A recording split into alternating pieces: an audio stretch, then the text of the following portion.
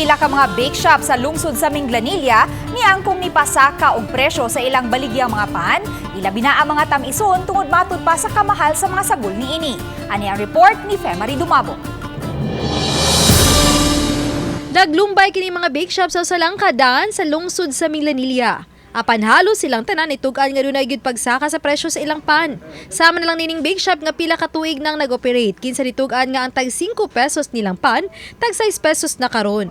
Apan ang mga tabang o kadtong minus ang gamit sa asukar, pabiling tag 5 pesos. Ang uban gigamyan ang sizes. Kasagaran sa mga tamison, taas gumig piso kay ang asukar, mantika, mahal gyud harina. Saka gyud sila. Mga tabangon okay ra 5, maura gyapon ang size gyapon ni. Mato din security guard nga suki na sa mga bake shop nga kun kaniadto dinaghan niyang paniton. Karon 3 o 2 na lang kabuok, pampawa lang sa kagutom. Mahal na ron ang paan yun. Last niyang palit ilang Last ng palit, tag 5 ra. Karon tag size naman. kung sa man nakasabot ra kasi.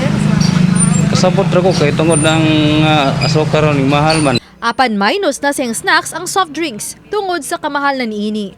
Soft drinks at mahal nun. Wala Pagkalilitin. So imbis na mag soft drinks karon dila ka mag soft drinks. Di lang ang soft drink kay padong na po ko man ni Odto ron. Giangkon sa tindera nga ni mahalaw tag 5 ngadto sa 10 pesos ang ilang mga soft drinks sa bisan unsa nga sizes, bisan na ganing ubang mga juice. Soft drinks, mga mahal sa soft drinks. Kay wala bi stock. Pero bulana or bulas Atong kuan ni aking buwan wala gyud. Asa na may manguan. Hinon bisan sa pagmahal sa mga sangkap, surviving gihapon ang negosyo kay pipila man usab sa ilang mga suki ang magpangita sa ilang mga pan. Uban ni Jun Solon. Ako si Femari Dumabok.